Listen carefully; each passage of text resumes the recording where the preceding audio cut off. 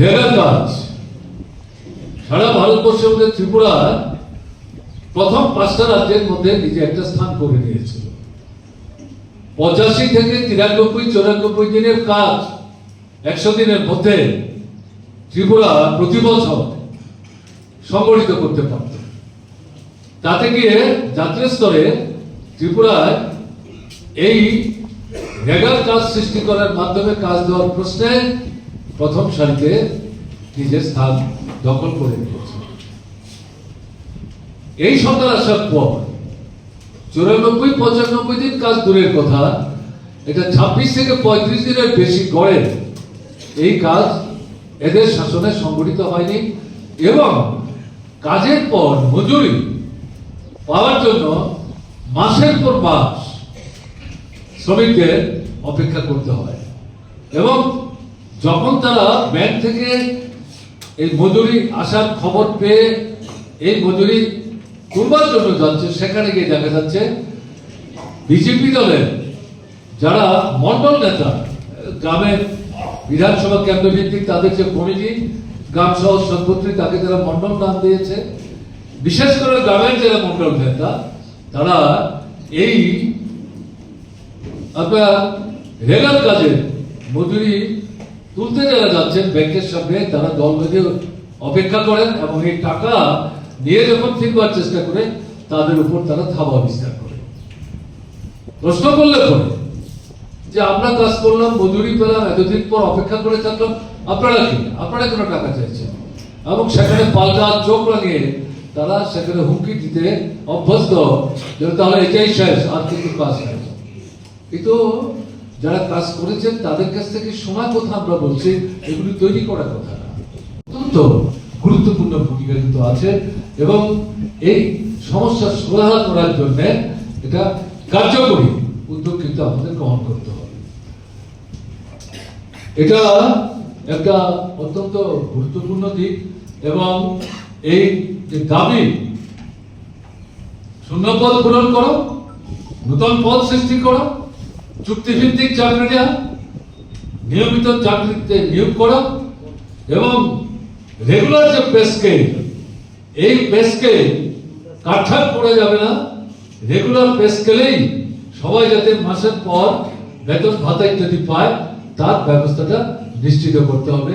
এই যে মূল দাবিগুলো এবং উপজাতি এবং তফসিলিদের জন্য চাকরিতে যে সংরক্ষণের ব্যবস্থা আছে, এটাকে খুব ভালোভাবে কঠোরভাবে অনুসরণ করে নিয়ম সম্পাদন করতে হবে। এই গোটা চারেক যে বিষয়, এই বিষয়কে সামনে রেখে এই যে আন্দোলনটা, এই আন্দোলনটা কিন্তু সংগঠিত করতে হবে।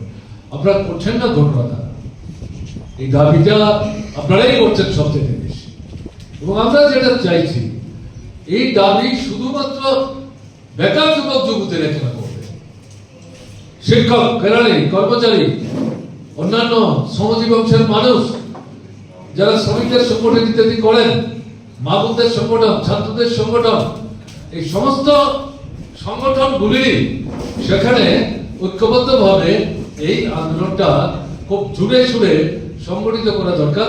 কিন্তু মূলত কার্যকরী নেতৃত্ব দানকারী ভূমিকা ভারতের গণতান্ত্রিক যুব ফেডারেশনকে গ্রহণ করতে হবে এবং সামনের দিনে এই আন্দোলনটাকে একটা নতুন একটা চেহারা কিন্তু দেওয়ার জন্য আমি শুধু ডুকরির কথা বলছি না, সারা ত্রিপুরাতে যুব আন্দোলনের নেতৃত্বকে পরিকল্পনা করে সেই ধরনের কর্মসূচি প্রণয়ন করে অগ্রসর হওয়ার জন্য উদ্যোগ গ্রহণ করতে হবে এবং এটা যেই অংশটাকে বিভ্রান্ত করে, বিপদগামী করে, মোহগ্রস্ত করে 18 নির্বাচনে এরা বৈতরণী পার হয়েছিল, সেই অংশটাকেই তারা সবচাইতে বেশি প্রতারিত করেছে।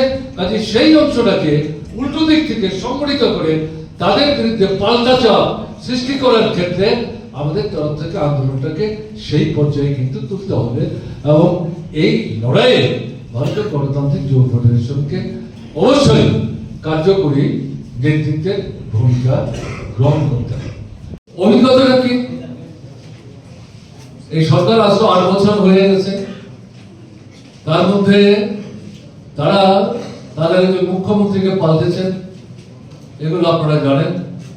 আমি সময় সংক্ষেপ করার জন্য শুধু উল্লেখ করলাম।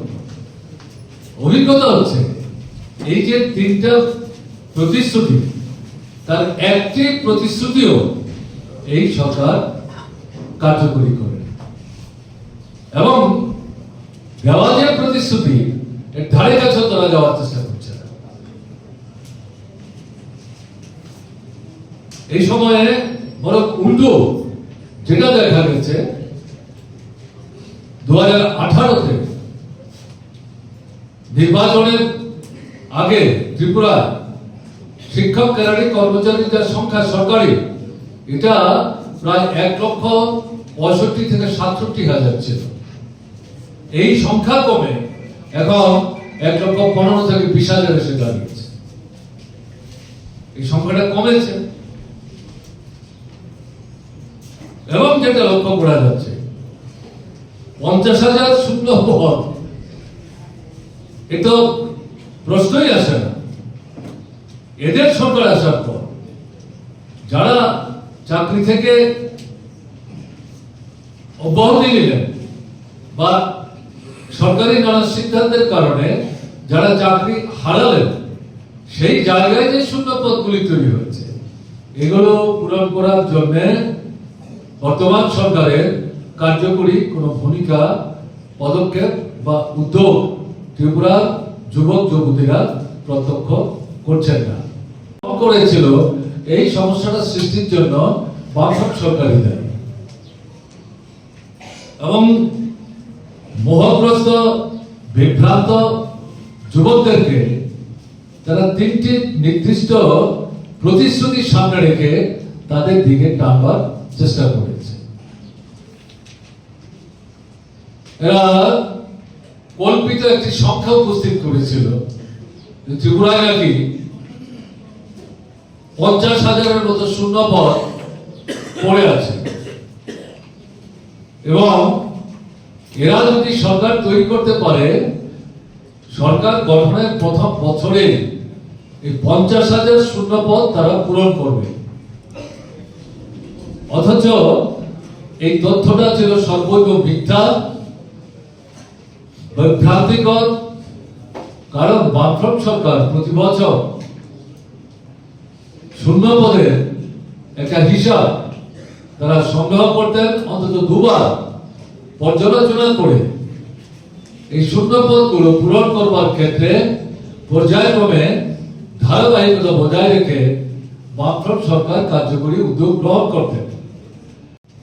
আমাদের রাজ্যের 18 বিধানসভা নির্বাচনে সমাজের দুটো অংশকে বিশেষভাবে বিভ্রান্ত এবং বিপদগামী করার চেষ্টা করেছে প্রলোভনের ফাঁদ পেতে।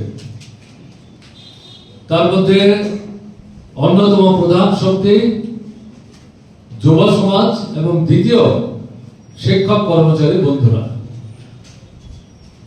যুবকদের সামনে সুনির্দিষ্টভাবে তিনটি বিষয় তারা উপস্থিত করার চেষ্টা করেছে। বেকার সমস্যা জাতীয় সমস্যা, এই বিষয়টি সম্পর্কে নিশ্চুপ থেকে তারা যে কেন্দ্রে সরকার পরিচালনা করছে তার যে ব্যর্থতা, দুর্বলতা, সে সম্পর্কে নিশ্চুপ থেকে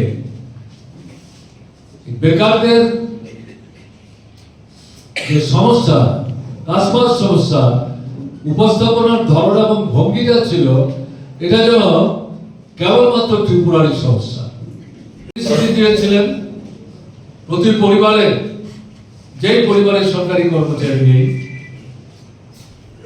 একজন না একজন বেকার ছেলে অথবা মেয়েকে তাদের শিক্ষাগত যোগ্যতার ভিত্তিতে কাজের ব্যবস্থা করবে।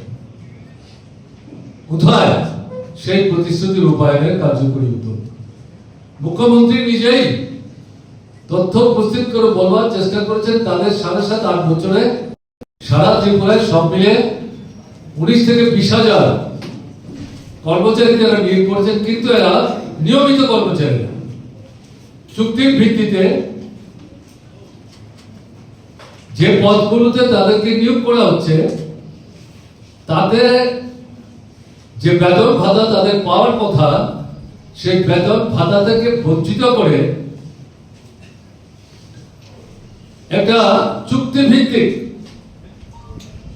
বেতনের নিরিখে 1 বছরেরও কম সময়ের জন্য তারা নিয়োগ করছে, 8-10 মাস শেষ হওয়ার পর তাদেরকে আবার ছাঁটাই করছে, একটা অংশকে ফিরিয়েই দিচ্ছে না, বাকি একটা অংশকে পরবর্তী সময়ে আবার এই চুক্তির ভিত্তিতে তারা নিয়োগ করার চেষ্টা করছে, তারা নিয়মিত হতে পারছে না।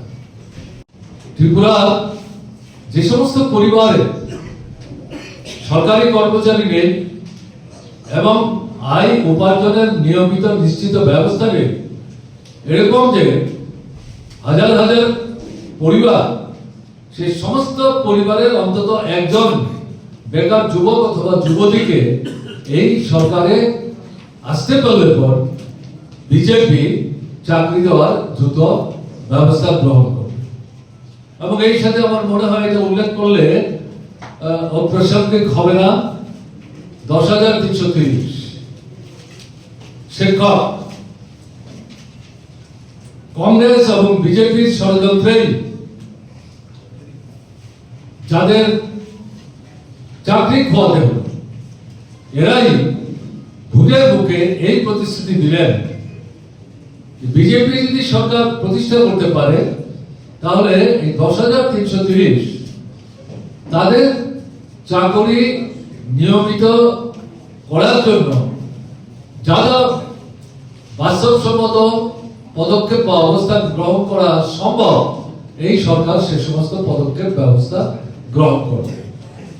তথ্য তারা উপস্থিত করলেন, তাদেরকে চ্যালেঞ্জ জানিয়ে বামপন্থী ফ্রন্টের পক্ষ থেকে তৎকালীন মুখ্যমন্ত্রী সহ সেখানে তথ্য উপস্থিত করে বলবার চেষ্টা করা হয়েছে যে 16 থেকে 17,000-এর বেশি শূন্যপদ পড়ে নেই এবং এটাও ধারাবাহিকতা বজায় রেখে পূরণ করার প্রচেষ্টা অব্যাহত আছে। কিন্তু তারা এই বক্তব্যকে গ্রাহ্য করার চেষ্টা করেনি, তাদের অবস্থানটা বজায় রেখেই বিভ্রান্তি ছড়াবার কৌশল তারা অব্যাহত রেখেছে। 18 বিধানসভা নির্বাচন, আরএসএস নিয়ন্ত্রিত বিজেপি